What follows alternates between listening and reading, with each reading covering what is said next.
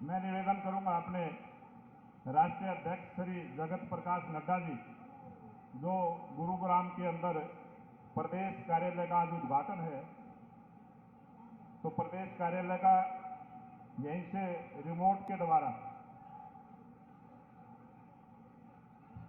प्रदेश कार्यालय का उद्घाटन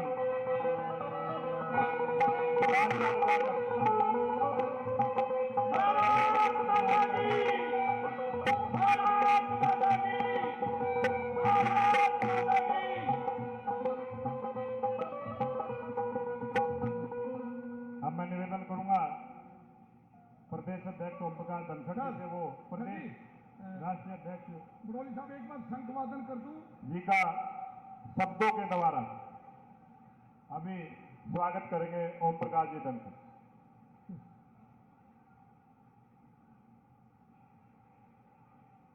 भारत माता की जयकारा जितनी जोर से आना चाहिए उतना नहीं आया अभी। एक बार पूरा जोर से दोनों हाथ उठाकर भारत माता की। ये सोनी सूरतों वाले मेरी भक्ति की माला के मोती हैं। नजरों से गुजरते जाते हैं, इबादत होती जाती है, पूजा होती जाती है। सबसे पहले मैं आप सब कार्यकर्ताओं का वंदन करता हूं, अभिनंदन करता हूं। इस मौके पर हमारे बीच में उपस्थित हमारे यशस्वी, अभी 4 राज्यों में शानदार विजय का परचम फहराकर हमारे कार्यालय के उद्घाटन के लिए पधारे हैं, मैं आदरणीय जगत प्रकाश नड्डा जी का अभिनंदन करता हूं, वंदन करता हूं, स्वागत करता हूं। हमारे बीच में हमारे लोकप्रिय मुख्यमंत्री, जिनको आखिरी व्यक्ति जो है इस हरियाणा में उसकी चिंता है, उसकी आमदनी बढ़ाने की चिंता है, इस काम को लेकर जो अहिर्निशम सेवा महे के मंत्र के साथ काम करते हैं, ऐसे में मनोहर लाल जी का भी यहाँ स्वागत करता हूँ, अभिनंदन करता हूँ। इस मौके पर हमारे बीच में पूरे देश की हवा पानी की चिंता करने वाले, पर्यावरण के मंत्री, मजदूरों की चिंता करने वाले लेबर मिनिस्टर श्री भूपेंद्र यादव जी का भी मैं स्वागत करता हूं, अभिनंदन करता हूं। इस मौके पर हमारे मध्य हमारे प्रभारी, जिनका लगातार हमको मार्गदर्शन मिलता है, ऐसे आदरणीय विनोद तावड़े जी का मैं अभिनंदन करता हूं, स्वागत करता हूं। इस मौके पर हमारे मध्य में राव इंद्रजीत सिंह जी, मंत्री स्वतंत्र व्यवहार, उन्हीं की लोकसभा क्षेत्र में ये कार्यालय स्थित है, उनका भी स्वागत और अभिनंदन करता हूं। और उसके साथ कृष्णपाल जी गुर्जर जो है हमारे केंद्रीय मंत्री, वहां के कार्यकर्ता भी यहाँ पधारे हुए हैं, उनका भी मैं अभिनंदन और वंदन करता हूं। हमारे बीच में बनवारी लाल जी, मूलचंद जी, हमारे संगठन मंत्री रविंद्र राजू जी, बहन सुधा यादव, सुनीता दुग्गल जी, अन्य सब पार्टी के अधिकारी और पदाधिकारी जो उपस्थित हैं, सबका स्वागत है, सबका वंदन है। भारतीय जनता पार्टी कार्यकर्ता आधारित जन संगठन है। मैं कहता हूं कि कोई अगर मेरे से ये सवाल करे क्या मैंने ईश्वर को देखा है, तो मैं कहता हूं मैंने अपने कार्यकर्ताओं में ईश्वर को देखा है, परमात्मा को देखा है, जनता में ईश्वर के विराट रूप को देखा है। ये जो भारतीय जनता पार्टी का दुर्लभ कार्यकर्ता जो दिन रात पार्टी के विचारधारा के साथ जुड़कर काम करता है, आज उसके लिए उत्सव है, ये पर्व है, ये आनंद का मौका है कि उसके एक मुख्यालय का आज उद्घाटन हो रहा है, उसमें सब बड़े आनंद के साथ इसमें सहभागी हो रहे हैं। हम सब की खुशी का ठिकाना, मुझे याद है वो समय जब पार्टी के कार्यालय एक एक कोठड़ी में चलते थे। कहीं डॉक्टर मंगल सिंह जी के नाम पर एक भिवानी स्टैंड पर छोटा सा कमरा होता था, भिन्न जिलों में भी छोटे छोटे कमरे होते थे। वहां से ये तपस्या शुरू हुई थी, क्योंकि भारतीय जनता पार्टी का कार्यालय तपोभूमि होता है, वहां अनेक लोग संगठन के लिए अपना जीवन लगा के तपस्या करते हैं। भारतीय जनता पार्टी का कार्यालय संस्कार भूमि होता है, जहां अनेक कार्यकर्ताओं को जीवन दृष्टि दी जाती है, संस्कार दिए जाते हैं कि राष्ट्र के लिए कैसे काम करें। भारतीय जनता पार्टी का कार्यालय प्रशिक्षण का केंद्र होता है, जहां अनेक कार्यकर्ताओं को ट्रेनिंग मिलती है कि जीवन के रास्ते पर कैसे अपने कौशल को निखारते हुए और गुणों को निखारते हुए आगे बढ़ता है। भारतीय जनता पार्टी का कार्यालय निर्णय की भूमि है, जहां बैठकर फैसले लेते हैं कि कैसे देश के हित में हमको लगातार काम करता है। इस प्रकार के कठोर से कठोर और देश के लिए किसी भी प्रकार के फैसलों की अगर आवश्यकता होती है, कभी कश्मीर मार्च आपको याद होगा, नड्डा जी जब मुरली मनोहर जोशी जी के साथ गए थे, या देश के पूर्वोत्तर हिस्सों में जिसमें हिस्से में देश को जरूरत होती है वहां जाकर भारतीय जनता पार्टी का कार्यकर्ता खड़ा होता है। ऐसे सब निर्णय हमारे कार्यालयों में लिए जाते हैं। हमारे कार्यालय हमारे कर्म भूमि है, क्योंकि ये कर्म लोक है। वहां किस प्रकार से गतिविधि को इवेंट की जाए, इसके निर्णय भी हमारे कार्यालयों में होते हैं। इसलिए हमारा कार्यालय कोई ऑफिस नहीं है, ये चलता है तो परिवार की अवधारणा पर चलता है, तपस्या की अवधारणा पर चलता है, संस्कार की अवधारणा पर चलता है। सिर्फ प्रशिक्षण और शिक्षण हम केवल पढ़ो नहीं करते, अपने आप को रोजाना इंप्रूव करते हैं। हम इस मंत्र से चलते हैं, give your best and take others best.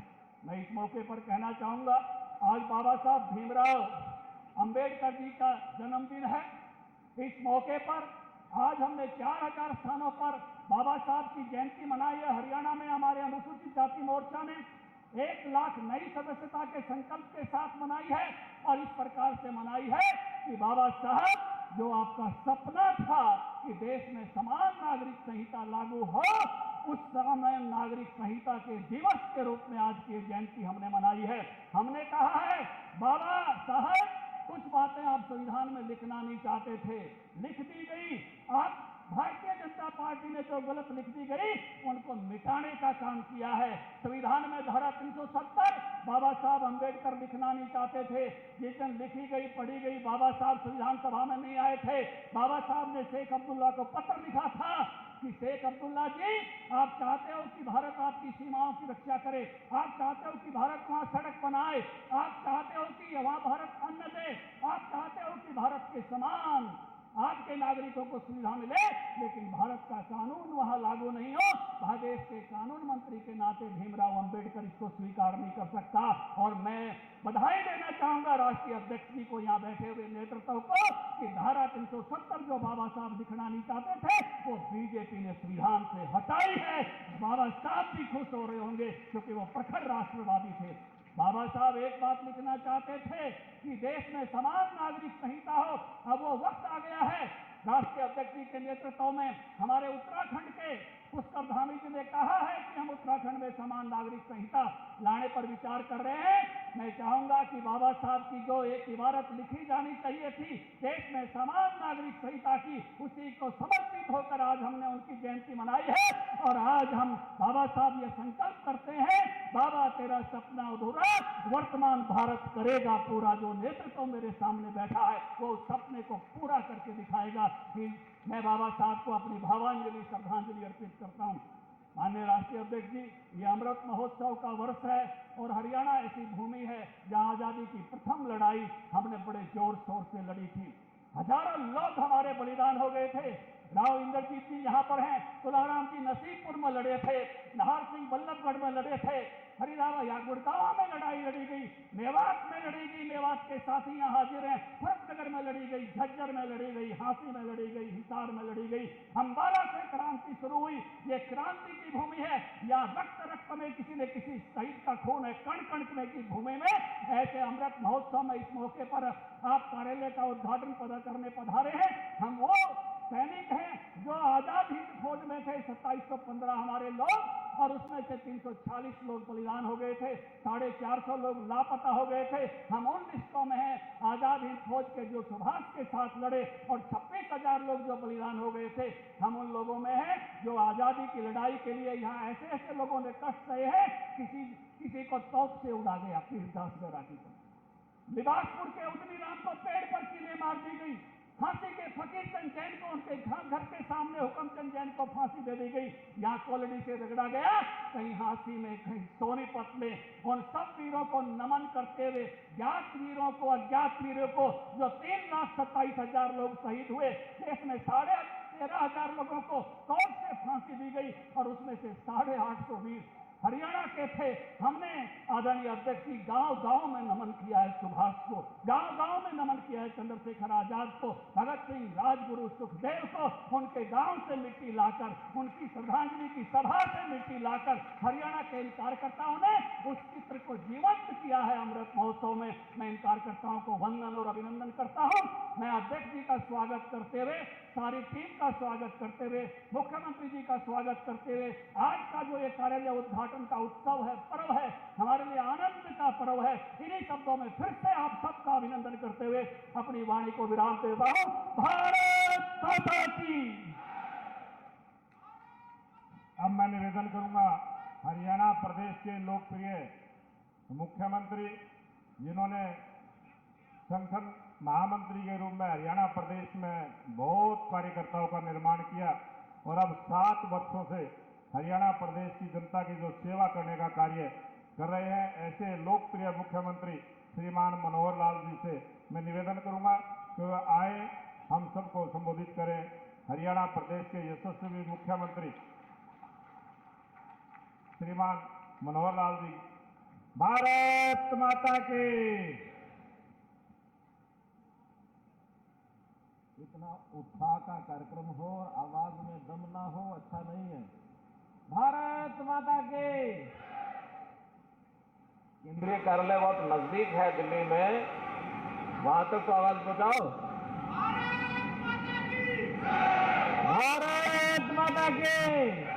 Bharat माता के। धन्यवाद। आज अति पवित्र दिन है, 14 अप्रैल। कई प्रकार का महत्व इस दिन का है।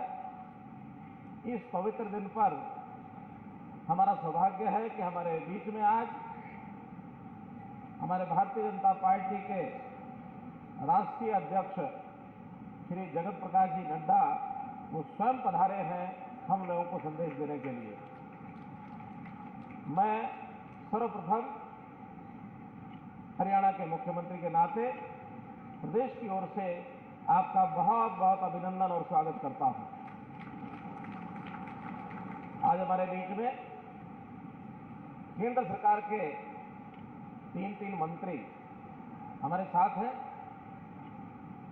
भूपेंद्र जी यादव, जो अपने पर्यावरण और वन मंत्री केंद्र सरकार हैं। साथ में राव इंद्रजीत जी, केंद्रीय राज्य मंत्री। श्री कृष्णपाल जी गुर्जर, केंद्रीय राज्य मंत्री। और साथ ही हमको स्नेह मिल रहा है हमारे राष्ट्रीय महामंत्री, प्रदेश के प्रभारी श्री विनोद तावड़े जी का भी। वो भी एक प्रकार के हमारे प्रभारी हैं, तो भी केंद्रीय नेता इस नाते से समय समय पर हमारा मार्गदर्शन करते हैं। आज उपस्थित श्री मूलचंद जी शर्मा, बनवारी लाल जी, जो हमारे प्रदेश के मंत्री, डॉक्टर सुधा यादव, श्री रविंद्र राजू जी, वर्तमान संगठन मंत्री। और साथ में मैं स्वागत करता हूं अपने प्रदेश के पूर्व संगठन मंत्री श्री सुरेश भट्ट जी का भी। वर्तमान में उत्तराखंड में क्या महामंत्री, उत्तराखंड में प्रदेश के महामंत्री आप बने हैं और अभी इस चुनाव में पूरी बागडोर चुनाव की एक प्रकार से आपके हाथ में रही। उत्तराखंड में हमारी सरकार बनी, इसके लिए मैं सुरेश भट्ट जी को बधाई भी देता हूं।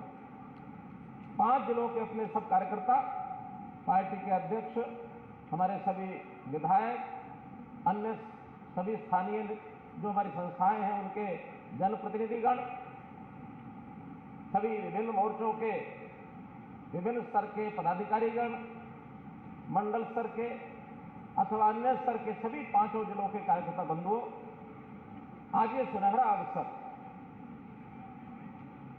भारतीय जनता पार्टी का पंचकुला जिले का ये कार्यालय, अब कहेंगे जिला कार्यालय, लेकिन हमने तय तो ये किया है कि आसपास के जो जिले हैं, जहां 5 जिले आज यहाँ आए हुए हैं, मुख्य रूप से यहाँ सबसे बड़ा ये कार्यालय इन जिलों का होगा। एक प्रकार से संगठनात्मक तौर पर ये हमारा एक क्षेत्रीय कार्यालय भी बनेगा ताकि हम अपनी बैठ के यहाँ सब कर सकें।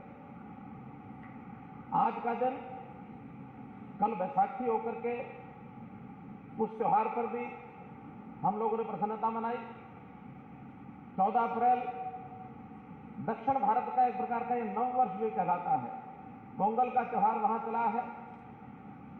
ये जिला नगर ऐसा है गुरुग्राम, जहां पूरे देश भर के प्रांतों के लोग रहते हैं।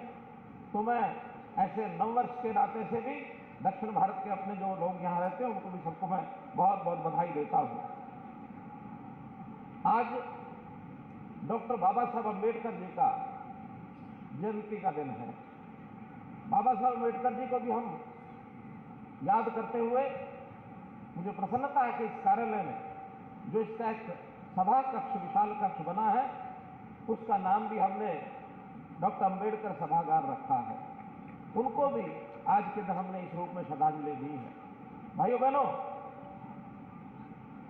ये जो सफर अपना पार्टी का, हरियाणा का, वैसे तो 1980 से जब से भारतीय जनता पार्टी बनी है तब से लगातार आगे बढ़ रहे हैं, लेकिन मैं अगर अपने कार्यकाल से, यानी जब मैं संगठन मंत्री था 1994 में, विपक्ष में हम लोग थे, उस समय की अगर मैं याद करता हूं तो एक घटना मैं जरूर आप लोगों को अवगत कराना चाहूंगा। उस समय हमारे पास कोई अपना कार्यालय नहीं था प्रदेश में। कहीं कहीं किराए के कार्यालय जरूर थे, इक्का दुक्का जगह पर थे, बाकी तो सब अपने कार्यकर्ताओं के घरों से ये अपनी पार्टी चलती थी। लेकिन पार्टी की वो आर्थिक स्थिति भी बहुत अच्छी नहीं थी। संगठन मंत्री बनते ही मैंने अपने प्रदेश के जो कार्यालय प्रमुख गुलशन भाटिया जी शायद यहाँ आए होंगे, उनको मैंने कहा कि वे अपनी पार्टी की स्थिति क्या है बताओ, तो फिर पार्टी चलानी है तो कैसे चलानी है। उन्होंने मुझे कहा कि ध्यान करो क्या हुआ, पंखा गिरा कोई?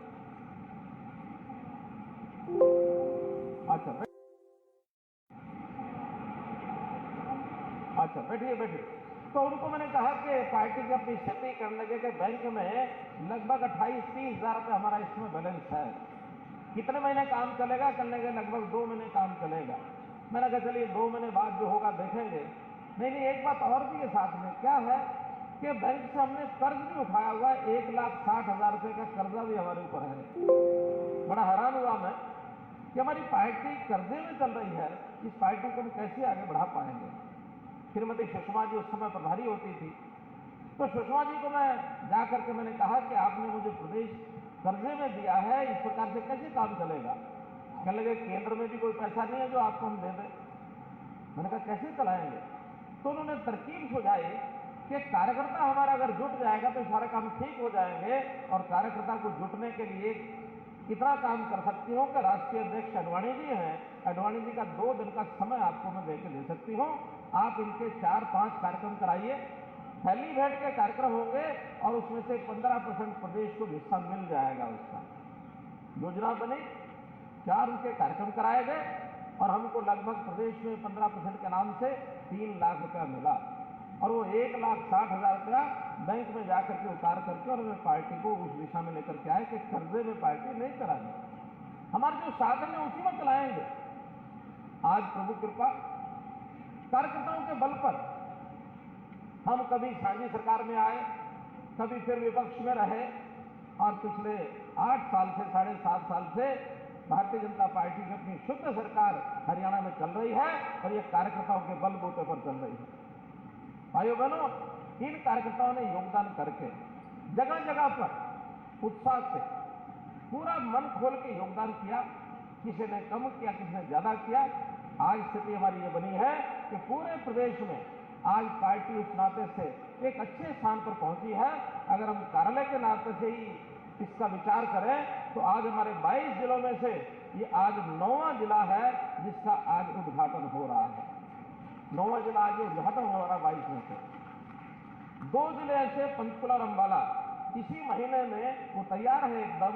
राष्ट्रीय अध्यक्ष जी को जरूर कहेंगे कि और समय हमको दें ताकि पंचकुला जैसा बड़ा जो कार्यालय है उसका भी उद्घाटन आपके करकमलों द्वारा हो। और 8 कार्यालय ऐसे जो इस समय निर्माण चल रहा है, सिर्फ 3 ऐसे हैं, पानीपत, सिरसा और झज्जर, प्लॉट उनका भी ले लिया गया है, उसका निर्माण कार्य जल्दी शुरू हो जाएगा। 22 के 22 जिलों में हमारा कार्यालय बनेगा और हमारी कोशिश यही रहेगी कि इन सब कार्यालयों का नाम उसमें कहीं ना कहीं कमल शब्द जरूर आ जाए। सबसे जरूरी है कि कोई कमल शब्द आ जाए, आधा नाम कमल में आधा किसी और में। इस कार्यालय का नाम अभी शायद चर्चा हुई होगी, हाँ, इसका नाम गुरु कमल, गुरुग्राम से गुरु कमल गुरुग्राम का कार्यालय, किस प्रकार से इस कार्यालय का नाम रखा गया है। तो मेरा कहने का भाव यह है कि कार्यकर्ता जब अपने अपने इरादे पर आ जाता है तो कोई भी चीज छोटी से छोटी हो, बड़ी से बड़ी हो, उसको प्राप्त करता है। तो मैं आज इस अवसर पर हरियाणा के कार्यकर्ताओं को बहुत बहुत बधाई दूंगा अपने आप में। आज बाबा साहब जी का दिन है।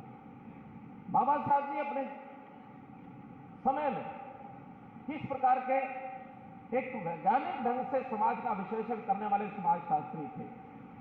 संविधान का निर्माण, संविधान का निर्माता तो वो कहलाते ही हैं, लेकिन साथ में वो समाज में ऊंच नीच, भेदभाव, इसको दूर करने के विज्ञान उन्होंने पूरे अपने, आज हम साहित्य पढ़ते तो हमको ध्यान में आता है। वो जाति पाति में भी विश्वास नहीं रखते थे।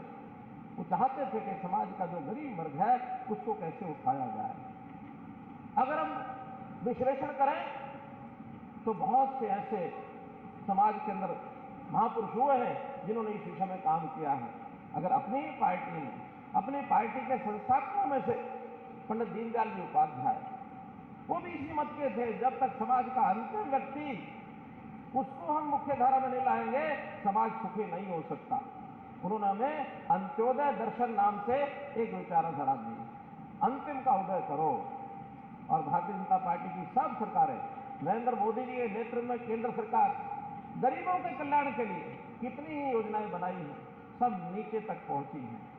और मैं समझता हूं कि अपनी 4 प्रदेशों में इस समय जीत हुई है, उसमें जो लाभार्थी, गरीब लाभार्थी है, घर में चूल्हा नहीं है, चूल्हा नहीं था उसको गैस का सिलेंडर चूल्हा वो दिलवाया, हर घर में पानी पहुंचाया, हमने लोगों की सहायता के लिए, रोजगार के लिए जो सुझाव सहायता संभव है वो पहुंचाई। कितने ही ऐसे काम, हमारी हेल्थ की यानी स्वास्थ्य की चिंता उन्होंने की कि आयुष्मान भारत, इसके अंदर करोड़ों परिवारों को लाभ इसका दिलाया। ये सब लाभ हमको मिले हैं।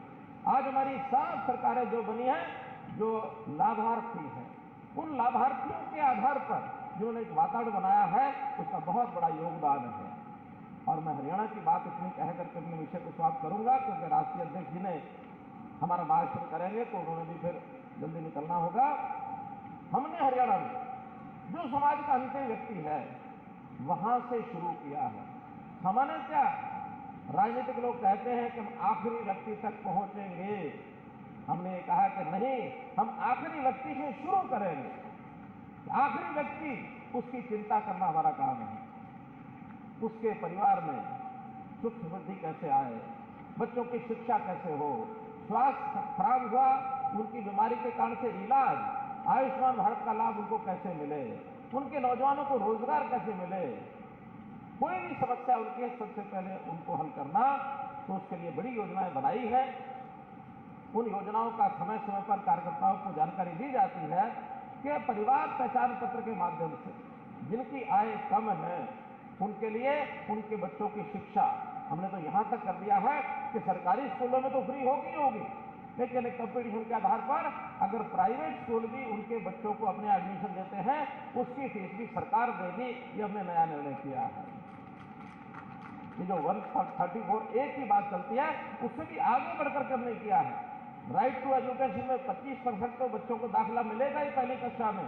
ऊपर की कक्षाओं में अगर उनके बच्चों को एडमिशन देता है तो सरकार द्वारा नियत की गई फीस ये उन सरकारी स्कूलों को मुहैया कराई जाएगी। इसी प्रकार से उन परिवारों में जिनके अभी पीले कार्ड नहीं है, उनके सबके बीपीएल के कार्ड ये सबके बनाए जाएंगे, घर में पहुंचाए जाएंगे, किसी को आवेदन करने की जरूरत नहीं है। जो बुजुर्ग 60 साल से ऊपर के हो गए उनकी सबकी ऑटोमेटिक अब पेंशन बनेगी, किसी को अप्लाई करने का, आवेदन करने का, कार्यालय चक्कर काटने की जरूरत नहीं है। ना दरखास्त होगी, ना दस्तावेज होगा, वो सब ऑटोमेटिकली परिवार पहचान पत्र में से बनेंगे। रोजगार के नाते हम मुख्यमंत्री अंत्योदय परिवार उत्थान योजना के नाते मेले लगा रहे हैं। उन मेलों में रोजगारों को ये सहायता दी जाएगी। तो कुल मिलाकर मेरा कहने का भाव यह है कि अगर समाज का अंतिम व्यक्ति, समाज में कमजोर वर्ग, वो अगर अपने पैरों पर खड़ा हो गया तो हम इस समाज को स्वाभिमान के तौर पर आगे बढ़ाएंगे, समाज हमारे साथ जुड़ेगा। आजकल एक नेता ऐसे हैं जिन्होंने एक उल्टी पॉलिसी चलाई है। मोदी जी ने पॉलिसी चलाई स्टैंड अप पॉलिसी, यानी रोजगार प्राप्त उनको दिला करके उनको कैसे अपने पैरों पर खड़ा किया जाए। लेकिन वो हमारे एक नेता ऐसे हुए हैं, उन्होंने सिट डाउन पॉलिसी बना दी है कि घर बैठे रहो, कोई काम करने की जरूरत नहीं, मैं आपको ये मुफ्त दूंगा, ये मुफ्त दूंगा, ये मुफ्त दूंगा। ये एक बहुत बड़ी बीमारी ये समाज में पैदा हो रही है। इसको कैसे हमको ठीक करना है, कैसे जन जागरण करना, जनता को समझाना है कि फ्री बांट करके चला नहीं पाएंगे। दिल्ली अलग बात थी, पंजाब में हालत खराब हुई है। पंजाब जो है अब कर्ज में डूबा पड़ा है। ये फ्री की राजनीति करने वाला व्यक्ति पहले दिन घोषणा करते हैं हम फ्री देंगे, अगले दिन कटोरा लेकर के प्रधानमंत्री जी के पास पहुंच जाते हैं कि हमको 50,000 करोड़ रुपया दे दो ताकि हम पंजाब को चला सकें। ये डबल गेम नहीं चलेगा कि धोखा दो, राजनीति करो, मुफ्त देंगे और फिर बाद में पहुंच जाओ प्रधानमंत्री के पास। अरे भाई, आपका दम है तो फिर फ्री बांटो, दम नहीं है तो काहे को शेखी बघारते हो। तो इस नाते से ये विषय मैं इसलिए रख रहा हूं कि आपके सामने समय समय पर ये विषय आएगा। इसको मुकाबला करने के लिए हमको अपने सिद्धांत के आधार पर एक स्वाभिमान जागृत करने के लिए जनता को जागृत करना पड़ेगा ताकि इस बीमारी को हक छुआने ना दे हम। इस नाते से आज के इस अवसर पर मैं पुनः इस क्षेत्र के सभी कार्यकर्ताओं को अपना ये कार्यालय का उद्घाटन इस अवसर पर बहुत बहुत बधाई, बहुत बहुत शुभकामना देता हूँ। बहुत बहुत धन्यवाद।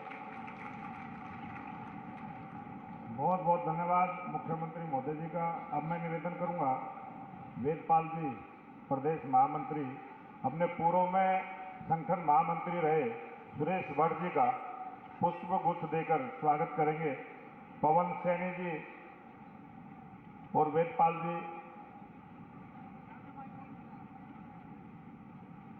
अब मैं निवेदन करूंगा अपने प्रदेश के लोकप्रिय मुख्यमंत्री मनोहर लाल जी को से और प्रदेश के अध्यक्ष ओम प्रकाश धनखड़ जी से कि हमारे भारतीय जनता पार्टी के राष्ट्रीय अध्यक्ष श्री जगत प्रकाश नड्डा जी का एक मूवमेंटो, ये मां शीतला की पावन भूमि है, और एक मूवमेंटो देकर स्वागत और अभिनंदन।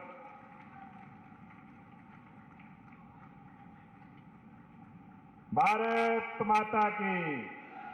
अब मैं निवेदन करूंगा भारतीय जनता पार्टी के विश्व की सबसे बड़ी राजनीतिक पार्टी के प्रदेश राष्ट्रीय अध्यक्ष जगत प्रकाश नड्डा जी, वो हम सब का मार्गदर्शन करेंगे।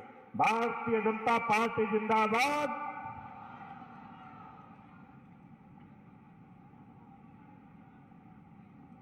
आज के इस कार्यालय उद्घाटन के कार्यक्रम में मंच पर उपस्थित हमारे हरियाणा के यशस्वी मुख्यमंत्री सम्माननीय मनोहर लाल खट्टर जी, हमारे बहुत ही जुझारू, कर्मशील और संवेदनशील अध्यक्ष श्री ओम प्रकाश धनखड़ जी, हमारे प्रभारी विनोद तावड़े जी,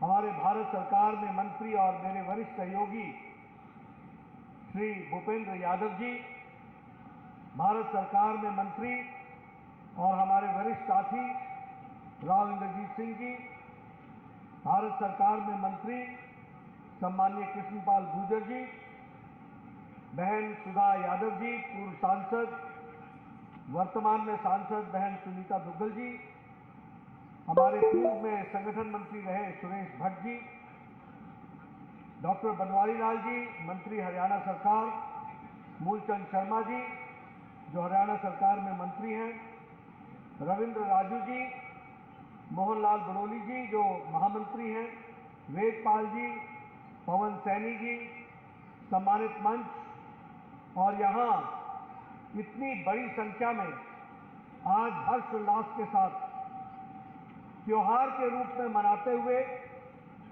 अपने प्रादेशिक कार्यालय गुरु कमल के उद्घाटन में उपस्थित देवियों और सज्जनों, मीडिया के मेरे साथी, प्रिंट मीडिया और इलेक्ट्रॉनिक मीडिया के मेरे साथी और पार्टी के वरिष्ठ पदाधिकारीगण, आज गुरुग्राम गुरु भूमि पर आने का मुझे सौभाग्य प्राप्त हुआ। ये गुरु द्रोण की नगरी जिसे मैं नमन भी करता हूं, और साथ ही साथ अभी जिनकी मुझे मूर्ति दी गई शीतला माता का प्रसिद्ध मंदिर, वैसे ही प्राचीन शनि मंदिर और हनुमान मंदिर जो यहाँ विराजमान है, इन सभी को मैं नमन करते हुए गुरु की भूमि, गुरु द्रोण की भूमि पर आने पर आप सब लोगों ने जो अभिनंदन और स्वागत किया, इसके लिए मैं तहे दिल से आपको धन्यवाद देता हूं और प्रदेश कार्यालय के खुलने के शुभ अवसर पर आपको बधाई भी देता हूं, आपको साधुवाद भी देता हूं, आपको शुभकामनाएं भी देता हूं। आज बहुत ही पवित्र दिन है। आज के दिन दो घटनाएं घटी। एक तो बैसाखी है, और जब हम बैसाखी को याद करते हैं तो सिख पंथ के जो 10वें गुरु हुए, गुरु गोविंद सिंह जी, उन्होंने जो इसको सर्जना दिवस के रूप में मनाया और सिख पंथ को सजाते हुए इसके नए आयाम स्थापित किए, वो बैसाखी के दिन भी मैं आपको हार्दिक शुभकामनाएं देता हूं, आपको इसके लिए बधाई देता हूं। आज डॉक्टर भीमराव अंबेडकर भारत रत्न, उनकी 131वीं जन्म शताब्दी है, जन्मशती, 121वीं जन्म जयंती। मित्रों, डॉक्टर भीमराव अंबेडकर को याद करना यह हमारी नैतिक जिम्मेवारी है। आज जो ये खूबसूरत भारत का हम प्रजातांत्रिक देश की व्यवस्था देख रहे हैं, इस प्रजातंत्र की व्यवस्था की नींव भारत के संविधान में समाहित है, और भारत के संविधान के रचयिता डॉक्टर भीमराव अंबेडकर को याद करना आज बहुत ही आवश्यक हो जाता है।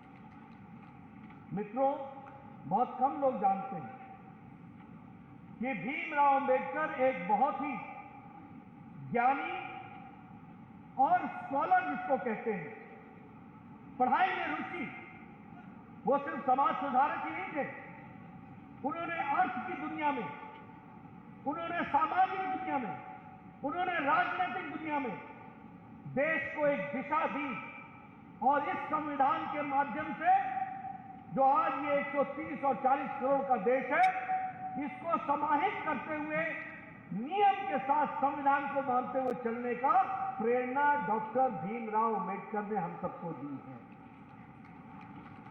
अगर हरित क्रांति आई तो उसके साथ साथ इंडस्ट्रियलाइजेशन, औद्योगिकरण के लिए भी प्रेरित करने वाले डॉक्टर भीमराव अंबेडकर थे।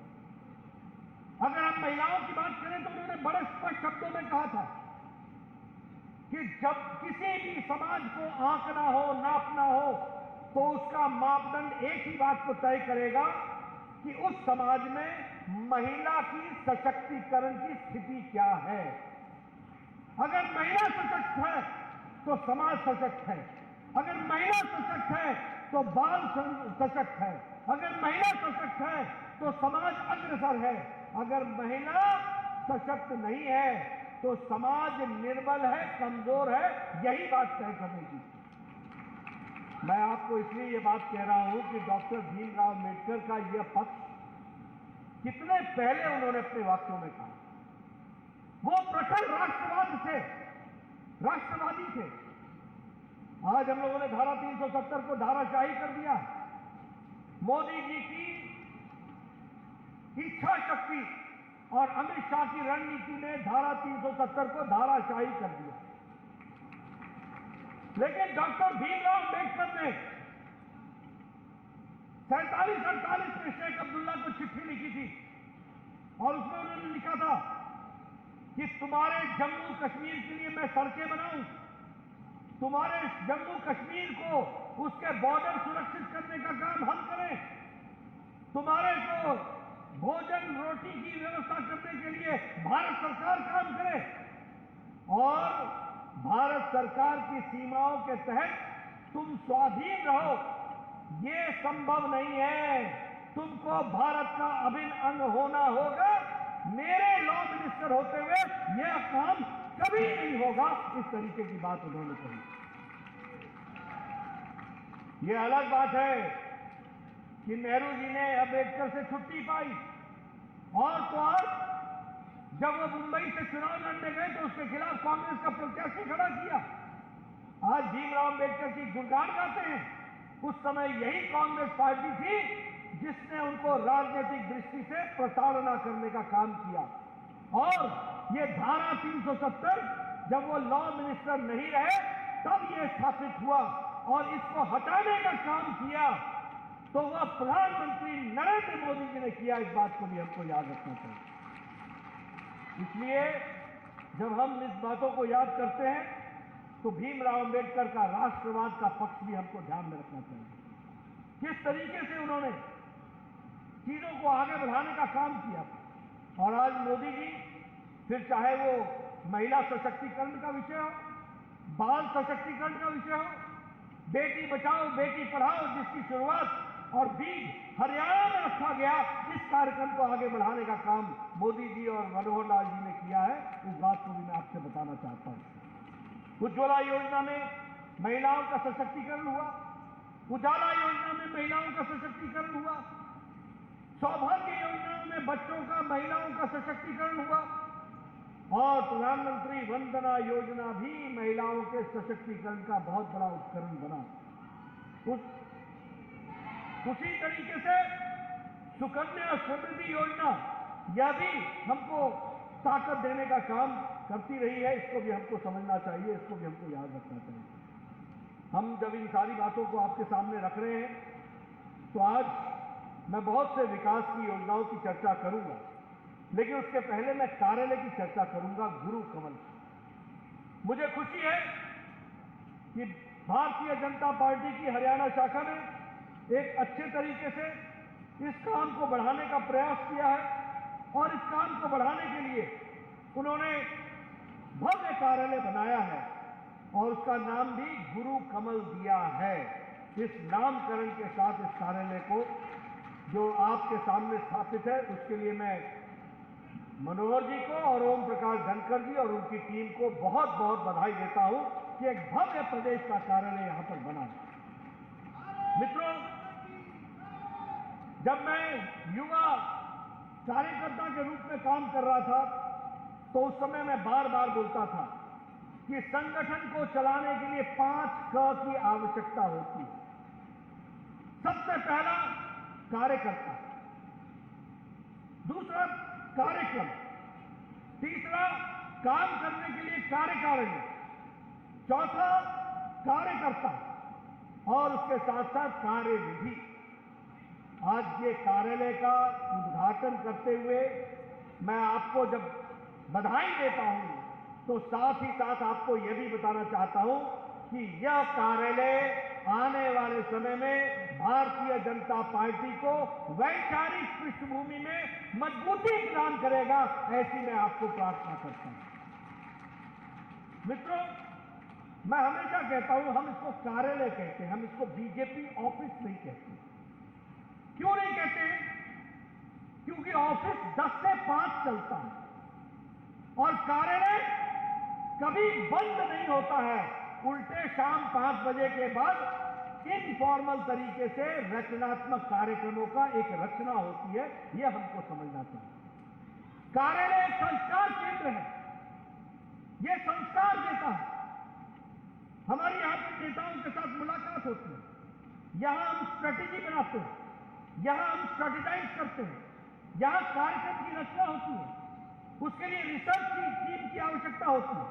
मुझे खुशी है, मैं इस कार्यालय को घूम करके आया हूं। यहां कॉन्फ्रेंस हॉल, यहां ई लाइब्रेरी, यहां पर इंटरैक्शन के लिए सोशल मीडिया का सेक्शन, यहां आईटी सेक्शन, यानी यह कार्यालय सारी आधुनिक सुविधाओं से लैस कार्यालय है और भारतीय जनता पार्टी अगले 25-30 साल की योजना बना करके काम को आगे बढ़ा सकती है। मित्रों, यह कार्यालय योजना की तैयारी और योजना बनाने का स्थान होगा। यह कार्यालय अध्ययन करते हुए, रिसर्च करते हुए किस तरीके से विकास कर सके, इसका योजन होगा। और ये संगठनात्मक विस्तार के लिए समाज के सभी वर्गों को जोड़ने का माध्यम बनेगा यह कार्यालय। इसलिए इस कार्यालय को मैं संस्कार केंद्र भी बोलता हूं। यह संस्कार केंद्र के रूप में बनेगा। मित्रों, आप अगर खुशी लेना चाहते हो तो मैं हमेशा कहता हूं, अंधकार को याद करो तो उजाला का महत्व समझ में आएगा। बुरे दिन को याद करो तो अच्छे दिन हमेशा अच्छे लगेंगे। आज हम कितने सौभाग्यशाली हैं। इतना भव्य कार्यालय आज भारतीय जनता पार्टी के नाम पर खड़ा है। याद करो, जब 3-3, 4-4 पीढ़ियां खप गई होंगी और जब उनको कार्यालय के नाम पर एक छोटा सा कमरा मिलता होगा और उस कमरे की भी किराए देने की ताकत पार्टी की नहीं होगी और मकान मालिक तकादा करता होगा, और उस समय वो कार्यालय संभाले या कार्यक्रम संभाले या अगली या लड़ाई लड़े, जिन लोगों ने उन हालात में काम किया, उन्होंने हमारे लिए कितना सुविधाजनक रास्ता प्रशस्त किया है, इसको याद करना चाहिए और इसको हमको समझना चाहिए। इसलिए मैं आपसे निवेदन करूंगा कि आप इसको पूंजी समझकर, ये हमारे पूर्वजों ने, हमारे 3-3, 4-4 पीढ़ियां जिन्होंने खपा दी, जिनको ये नहीं मालूम था संगठन मंत्रियों को कि सुबह का नाश्ता किया है तो शाम का भोजन पड़ेगा कि नहीं पड़ेगा, इन लोगों ने आज भारतीय जनता पार्टी को इस उत्कर्ष तक पहुंचाया है। इसको भी हमको याद रखना चाहिए। और इसलिए व्यक्ति वही होता है, जिंदा समाज वही होता है और संस्था वही होती है जो अपने बुजुर्गों को याद रखे और अपने इतिहास को याद रखे और उस इतिहास को याद रखते हुए एक एक समय, एक एक मिनट उसका इस्तेमाल करते हुए अपने वैचारिक पृष्ठभूमि पर आगे बढ़ चले। यही सच्ची श्रद्धांजलि अपने उन कार्यकर्ताओं को होगी जिन्होंने विपरीत परिस्थिति में पार्टी को यहां तक लाने का काम किया है। मित्रों, मुझे खुशी है भारतीय जनता पार्टी ने 512 जिला कार्यालय बनाने का तय किया है सारे देश में। और यहां रविंद्र राजू जी बैठे हैं, वो देश में कार्यालय का सारा काम भी देख रहे हैं आपके संगठन मंत्री के साथ साथ। आपको जानकर खुशी होगी कि 215 जिला कार्यालय बन चुके हैं और 163 कार्यालय कंस्ट्रक्शन में है और 480 कार्यालयों का रजिस्ट्रेशन पूरा हो गया है, उसका भी काम शुरू होगा। ये भारतीय जनता पार्टी, मुझे खुशी है कि जब मैं यहां बात कर रहा हूं तो ओम प्रकाश जी मेरे को बता रहे थे कि हम 3 प्रादेश कार्यालय बना रहे हैं, एक गुरु कमल में, गुरुग्राम में, एक रोहतक में और एक पंचकुला में। 3 प्रादेशिक कार्यालय बनेंगे और हर जिले में कार्यालय बनेगा। इसके लिए मैं आपको बधाई देना चाहता हूं। आपके 8 जिला कार्यालय बन चुके हैं, जिंद, हिसार, फतेहाबाद, सोनीपत, नूह, पलवल, भिवानी और रेवाड़ी, यहां आपके कार्यालय बन चुके हैं। गुरुग्राम का गुरु कमल आज समर्पित हो गया। 2 कार्यालय बहुत जल्दी इसी महीने में बन जाएंगे और शेष 8 कार्यालय आने वाले समय में अंडर कंस्ट्रक्शन है, वह भी बनकर तैयार होंगे। यानी 6 महीने से 8 महीने के भीतर हरियाणा प्रदेश के हर जिले में भव्य कार्यालय भारतीय जनता पार्टी का होगा।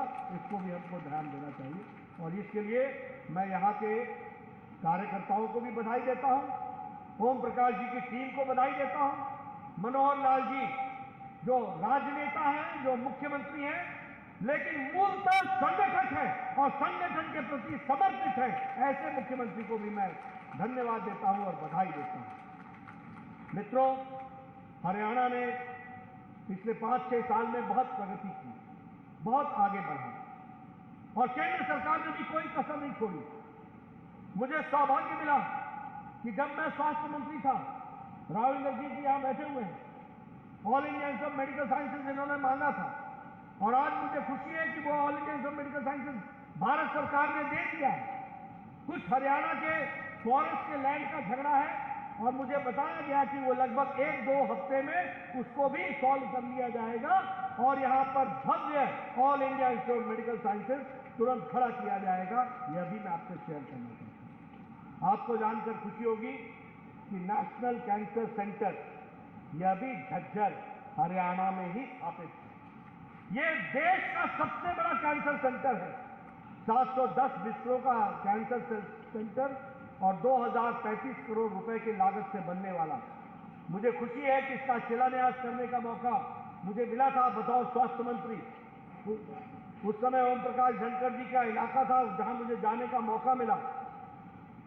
हमारे मुख्यमंत्री मनोहर लाल जी हमारे साथ थे और बाद में प्रधानमंत्री जी ने उसका वर्चुअल तरीके से श्री गणेश किया। आज झज्जर का कैंसर हॉस्पिटल ये देश का सबसे बड़ा कैंसर सेंटर है, तो यह भी आपको हरियाणा में मिला। अगर मैं बात करूं बेटी बचाओ बेटी पढ़ाओ का, जिसकी नींव यहां रखी गई, मुझे खुशी है यह बताते हुए कि आज से 5 साल पहले हमारा सेक्स रेशियो 1000 वर्सेस फीमेल 836 था। वो आज बढ़ करके 893 हो गया है, रीचिंग 900 हो गया है। यह इसका आंकड़ों के द्वारा परिवर्तन हम सबको दिखा है और मनोहर जी ने पूरी कोशिश करके इसको मुख्य धारा में लाने का काम किया। मुझे खुशी है कि प्रधानमंत्री किसान सम्मान निधि ने जहां 11 करोड़ किसानों को 2-2 हजार रुपए के हिसाब से 6,000 रुपए प्रति साल देने का तय किया गया और इसकी संख्या है 11 करोड़ और इसमें 1,82,00,000 करोड़ रुपए खर्च हुए। और खुशी की बात यह है कि हरियाणा में 19,85,613 किसानों को प्रधानमंत्री किसान सम्मान निधि के साथ जोड़ा गया। और सबसे खुशी की बात है कि हरियाणा ने इस 6,000 साल पर 4,000 रुपए हरियाणा सरकार की तरफ से टॉपिंग अप किया। 10,000 रुपए प्रति किसान हर साल देने का जो निश्चय किया है, इसके लिए मैं मनोहर लाल जी को बधाई देता हूं, उनको इसके लिए साधुवाद देता हूं। अगर हम किसानों की बात करें मित्रों, मैं बार बार इंटरव्यू में बोलता हूं, पत्रकार वाले हमारी बात को नोट कर लें। जो लोग किसान के नाम पर राजनीति करते रहे, जिन्होंने किसानों को बरगलाने का काम किया, जितना काम किसानों के लिए भारत के यशस्वी प्रधानमंत्री मोदी जी ने किया है, उतना किसी ने भी किसानों के लिए नहीं किया है। ये मैं आंकड़ों के साथ बता सकता हूं। आपको जानकर खुशी होगी कि ई नाम में 1,73,00,000 किसान जुड़े हैं, उन्होंने रजिस्ट्रेशन कराई। 1,73,00,000 1,500 करोड़ रुपए का ई नाम नेशनल एग्रीकल्चर मार्केट के माध्यम से डिजिटली 1,500 करोड़ रुपए का ट्रांजैक्शन किसानों ने सिर्फ ई नाम के माध्यम से मंडियों से किया है। यह भी हमको याद रखना चाहिए। कभी सोचा था कि किसान को कभी पेंशन लगेगी? आज 22 रुपए महीना देने के बाद 60 साल की उम्र पर 3,000 प्रति माह आपको किसानों को मानधन मिलता है, पेंशन मिलती है। यह किया तो नरेंद्र मोदी की सरकार ने किया, यह भी हमको ध्यान रखना चाहिए। आपने कभी सोचा था कि सब्सिडी 140% मिलेगी खाद पर, यानी 2,400 की खाद की बोरी, डीएपी की बोरी मोदी जी आपको 1,200 रुपए में देंगे। यानी आप 2 बोरी, 1 बोरी देने जाओ, 2 बोरी देने जाओ तो 1 बोरी आपको मुफ्त में मोदी जी की तरफ से मिलेगा। यह परिस्थिति आकर के खड़ी। मुझे याद है पहले खाद लेने के लिए और फर्टिलाइजर लेने के लिए, यूरिया लेने के लिए लाठीचार्ज होता था, क्योंकि ब्लैक हो जाता था खाद, ब्लैक हो जाती थी यूरिया। अब नीम कोटेड यूरिया मोदी जी ने तरीका निकाला। अब न कोई ब्लैक नहीं होती, कोई कुछ नहीं होता, किसानों को अच्छे दामों पर, ठीक दाम पर उसको आज यूरिया मिल रहा है। यह परिस्थिति आकर की खड़ी हुई है, इसको भी हमको याद रखना है। सारी योजनाओं की आप बात उठाइए, हरियाणा किसी में पीछे नहीं। अगर हम बात करें स्वच्छ भारत की, तो सारे देश में अगर 11 करोड़ इज्जत घर बने तो हरियाणा में 6,80,000 इज्जत घर बने। इसको भी हमको याद रखना चाहिए। मित्रों, मैं जब इज्जत घर की बात करता हूं तो आप लोग राजनीति में सोचते हैं हाँ शौचालय बन गया, शौचालय बन गया, हाँ बन गया। ऐसा नहीं है मित्रों, शायद आप लोगों ने गरीबी नहीं देखी है। आप याद करो कि यह देश अगर 11 करोड़ बहनों को शौचालय से वंचित रखता था तो 130 करोड़ के देश में 11 करोड़ ऐसे परिवार थे और आप यहाँ 6,80,000 ऐसे परिवार थे जिनको अपने मानव ह्यूमन डिग्निटी के साथ कॉम्प्रोमाइज करना पड़ता था और अपने दैनिक कार्यक्रमों के लिए खेतों में जाना पड़ता था। किस तरीके के आजाद भारत में हम थे। और मोदी जी ने 4 साल के अंदर 11 करोड़ शौचालय देकर के 11 करोड़ महिलाओं को इज्जत दी, बच्चों को इज्जत दी, ह्यूमन डिग्निटी दिया और ह्यूमन डिग्निटी के साथ जीने का अधिकार दिया। इसको हमको समझना चाहिए। यह शौचालय सिर्फ शौचालय नहीं है, यह इज्जत घर है। आप लोगों को शायद मालूम नहीं होगा, राम मनोहर लोहिया ने संसद में कहा, 60 में कहा, 60 में क्या कहा, मुझे शर्म आती है जब शाम को मेरी जीप नेशनल हाईवे और स्टेट हाईवे से गुजरती है तो बड़ी संख्या में मैं महिलाओं के झुंड देखता हूं, हाथ में लोटा लेकर के अपने दैनिक क्रम के लिए जा रही होती है। ये कैसा भारत है? ये उन्होंने 60 में कहा था। किसी ने चिंता नहीं की, किसी ने सुन नहीं ली। ये नरेंद्र मोदी है जिन्होंने 11 करोड़ बहनों को इज्जत के साथ जीने का अधिकार दिया। ये समझना चाहिए।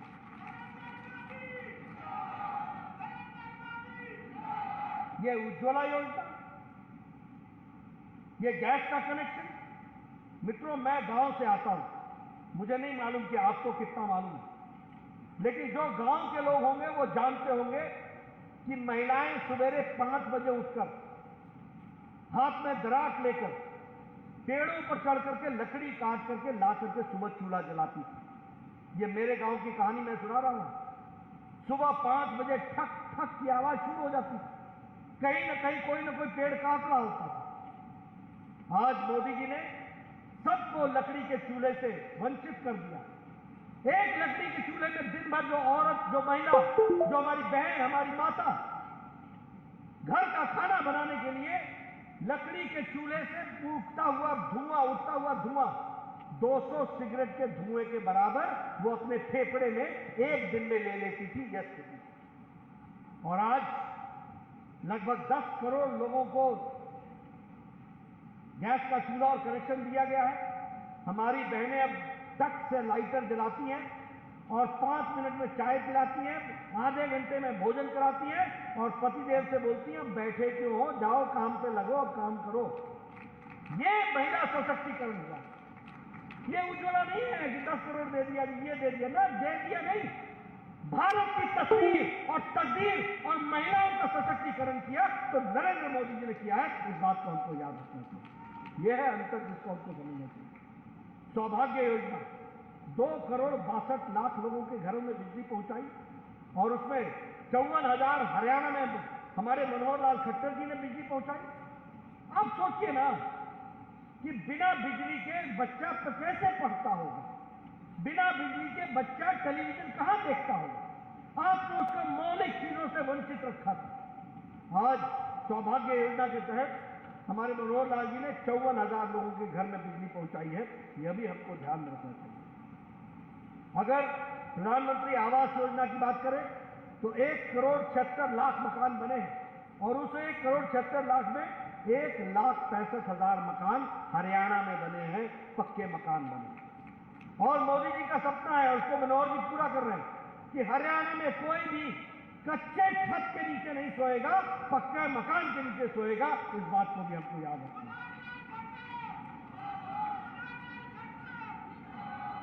और इसमें से समझो एक बात, ये आवास योजना कैसी है? अलग शौचालय होगा, अलग बेडरूम होगा, अलग टेरेस होगा, अलग रसोई घर होगा, रसोई घर में गैस का कनेक्शन होगा और घर का मालिक नहीं होगा, घर का मालिक मालकिन होगी। महिलाओं के नाम पर ही ये आवास योजना वैसे चलेगी। कितनी दूर की सोच समझ करके काम को आगे बढ़ाया है, इसको भी हमको समझना चाहिए और जानना चाहिए कि इसका क्या अर्थ बनता है। मुख्यमंत्री समृद्धि योजना के तहत 1,80,000 जिसके साल की इनकम उससे कम है, उसको 6,000 रुपए का संवर्धन मिलने का मनोहर लाल जी ने तय किया है। और इसके लिए मैं मनोहर लाल जी को बधाई देता हूं कि यह गरीबी को उन्मूलन करने में एक बहुत बड़ा काम करेगा और अंत्योदय को, सबका साथ, सबका विकास, सबका विश्वास, सबका प्रयास को साकार करेगा। ये योजना, इसको भी हमको याद रखना है। मुझे खुशी है कि हरियाणा हर जल नल और हर जल हर घर हर नल, इस कार्यक्रम में हरियाणा ने अपना टारगेट 100% अचीव कर लिया है। इसके लिए भी मैं आपको बधाई देता हूं। इसके लिए भी मैं आपको उसी तरीके से ये खेल कूद की जगह है, इसलिए आपने अलायंस भी और उसको लेवल को बढ़ाया है, 250 से 400 आपने प्रतिदिन पहुंचाया है और खेल को आपने प्रोत्साहन दी है। यह भी बहुत अच्छी बात है। यहाँ शायद वो लाल डोरा होता था गुरुग्राम में, तो आपने लाल डोरा से भी मुक्ति दिला दी है और अब हरियाणा के गांव का रहने वाला 20 से 22,000 लोगों को अपनी जमीन का, अपने मकान का हक मिलेगा। इसके लिए भी मैं मनोहर लाल जी को बधाई देना चाहता हूं। एक आपने पोर्टल शुरू किया है हर समय, जिसमें ऑनलाइन क्राइम की कंप्लेंट्स लिखे जाएंगे, यानी FIR लिखने के लिए आपको थाने नहीं जाना पड़ेगा। आप उस पोर्टल पर आप ऑनलाइन कंप्लेंट लिख सकते हैं और आपकी बात सुनी जाएगी। मैं इसके लिए भी आपको बधाई देता हूं कि हरियाणा ईज ऑफ लिविंग में और ईज ऑफ डूइंग बिजनेस के प्लेटफॉर्म पर देश में तीसरे नंबर पर खड़ा हो गया है हरियाणा। इसको भी हमको याद रखना चाहिए। इसके लिए भी मैं बधाई देता हूं।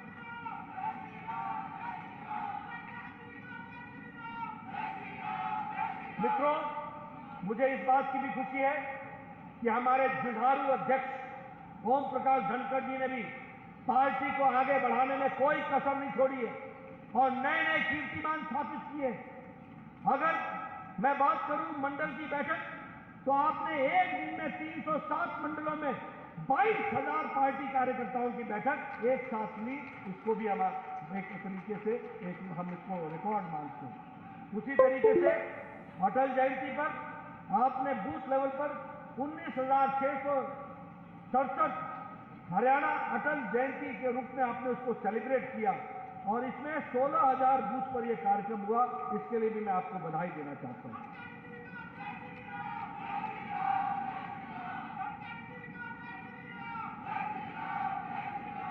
हरियाणा बोलेगा जय हिंद घोष, इस कार्यक्रम को भी आपने बहुत सुचारू रूप से किया और इसमें लगभग 4 लाख कार्यकर्ता एक साथ जुड़े। इसके लिए भी मैं बधाई देना चाहता हूं। आपने नव मतदाता सदस्यता अभियान में 2,40,000 नए लोगों को जोड़ा है और आपका टारगेट 4 लाख का है। मैं प्रार्थना करता हूं कि आप सब लोग मिलकर आने वाले 3 महीने में ये 4 लाख टारगेट पार कर जाइए। ये आपसे मैं निवेदन करना चाहता हूं।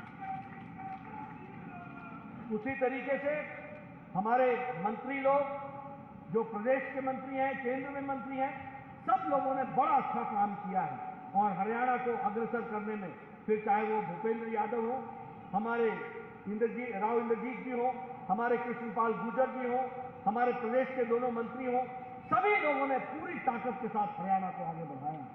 मैं अगर आपको ये बताने लगूं तो शायद शाम हो जाएगी और मैंने जो आंकड़े आपको बताए, बहुत से आंकड़े ऐसे होंगे जो आपने सुने नहीं होंगे।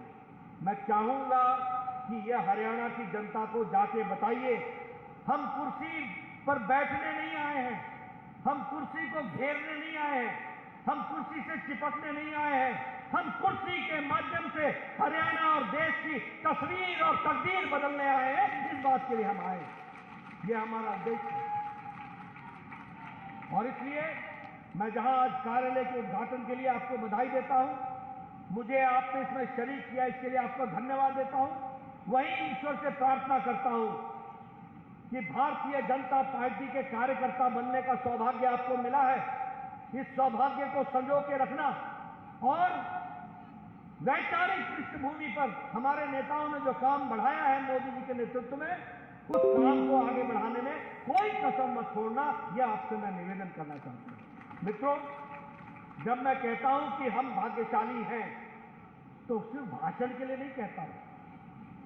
मित्रों, आज भारतीय जनता पार्टी अकेली पार्टी है जो राष्ट्रीय पार्टी रह गई है। बाकी सारी पार्टियां या तो क्षेत्रीय पार्टी रह गई है या परिवार की पार्टी बन गई है, ये याद रखिए। आप बोलोगे क्या बोलते हैं हमारे अध्यक्ष? मैं आपके सामने भारत का नक्शा रख देता हूं। जम्मू कश्मीर पीडीपी परिवार की पार्टी, नेशनल कॉन्फ्रेंस परिवार की पार्टी, हरियाणा परिवार की पार्टी, लोग अभय अजय जोगी आप जैसे भी लोग। आप आगे बढ़िए, समाजवादी पार्टी उत्तर प्रदेश में किससे हमारी टक्कर हुई? परिवार की पार्टी। आप बिहार जाइए, आरजेडी लालू की पार्टी परिवार की पार्टी। आप बंगाल जाइए, टीएमसी ममता परिवार की पार्टी। आप असम जाइए, कांग्रेस गगोई कांग्रेस परिवार की पार्टी बन गई। आप बीजू जनता दल जाइए, एक व्यक्ति की पार्टी। आप नीचे उतरिए, टीएसआर वाईएसआर की पार्टी परिवार, जगनमोहन की पार्टी परिवार की पार्टी, टीडीपी चंद्रबाबू नायडू की परिवार की पार्टी। आप तेलंगाना जाइए, चंद्रशेखर राव की पार्टी टीएसआर परिवार की पार्टी। आप डीएमके से देखिए, तमिलनाडु में परिवार की पार्टी। आप महाराष्ट्र जाइए, शिवसेना परिवार की पार्टी। आप महाराष्ट्र जाइए, एनसीपी परिवार की पार्टी। और जहां तक इंडियन नेशनल कांग्रेस का सवाल है, न ये इंडियन रह गई है, न ये नेशनल रह गई है, ये दो प्रदेशों में सीमित रह करके रह गई है, और न ही ये कांग्रेस रह गई है, ये भाई बहन की पार्टी हो गई है। इससे ज्यादा यदि नहीं।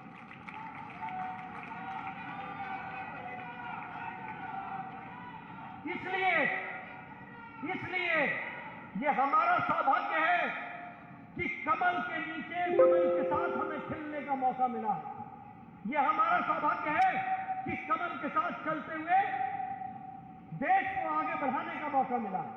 ये हमारा सौभाग्य है कि विश्व के नेता के रूप में स्थापित नरेंद्र मोदी जी के नेतृत्व में काम करने का मौका मिला है। ये हमारा सौभाग्य है। इसलिए इस सौभाग्य को संजो करके पार्टी के काम में दिन रात एक करके लगना, ये आपसे मैं अपील करने आया हूं, ये आपसे निवेदन करने आया हूं। और मैं साफ लोगों को बोलता हूं, इसलिए मत देना हमको वोट कि दूसरे आपको अच्छे नहीं लगते हैं। हमें वोट इसलिए देना कि हम अच्छे हैं और हम लोगों के लिए काम करते हैं, इसलिए हमको वोट देना। मित्रों, आज पुनः आपको मैं इसके लिए बधाई देता हूं, इस कार्यालय के उद्घाटन के लिए। और आप आगे बढ़िए, हरियाणा को आगे ले जाइए, अग्रसर करिए। हमारा हरियाणा सबसे अच्छा, इस तरीके की बात को लेकर के आप आगे बढ़े। बहुत बहुत धन्यवाद। जय भारत, जय हरियाणा।